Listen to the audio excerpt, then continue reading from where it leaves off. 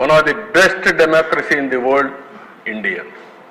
అలాంటి డెమోక్రసీలో మీరందరూ గుర్తుపెట్టుకోవాల్సింది ఈ హింసకు తావుందా, ఇలాంటి నేర చరిత్రకు తావుందా మనం ఆలోచించుకోవాల్సిన అవసరం ఉంది. ప్రజలకు కూడా చెప్తాను, నేను ముఖ్యం కాదు, ఈ రాష్ట్రం ముఖ్యం. నేను శాశ్వతం కాదు, ఈ రాష్ట్రం శాశ్వతం. అలాంటి రాష్ట్రాన్ని ఏ విధంగా మనం ముందుకు తీసుకుపోవాలో ఆలోచించవలసిన బాధ్యత. ఏదో ఇక్కడ అందరినీ మనల్ని ఇబ్బంది పెట్టారని నేను మాట్లాడడం లేదు. మీ అందరికీ ఇబ్బంది ఉంది, నన్ను ఇబ్బంది పెట్టారు. సరే, భగవంతుడు మనల్ని కాపాడాడు, అది వేరే విషయం, చరిత్ర. కానీ అందుకే నేను చాలాసార్లు మీటింగ్లో చెప్పాను, ఎవరు రాజకీయాల్లో ఉన్నా పర్వాలేదు, కానీ ఇలాంటి వ్యక్తులు రాజకీయాలకు అర్హత లేదనేది నా అభిప్రాయం. ఇప్పుడు కూడా స్ట్రాంగ్లీ ఆ విషయమే ప్రజలకు చెప్తున్నా.